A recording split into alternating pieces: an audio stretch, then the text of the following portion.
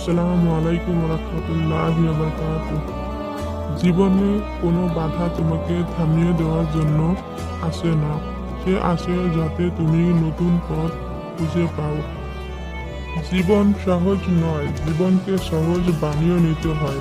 কখনো প্রার্থনা করে, কখনো অপেক্ষা করে, কখনো ক্ষমা করে, আবার কখনো এড়িয়ে চলে। প্রিয়জনকে প্রয়োজন বানাও, প্রয়োজনে কাউকে প্রিয়জন বানিও না। মানুষের জীবনে কৃতজ্ঞতা প্রকাশ করা এবং অল্পতে ভালো থাকার চেষ্টা করাটা হলো ভালো থাকার প্রধান লক্ষ্য।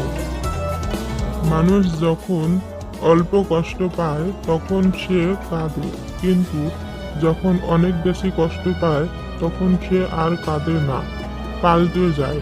আবেগ হলো মোমবাতি, যা কিছুক্ষণ পর নিভে যায়, আর বিবেক হলো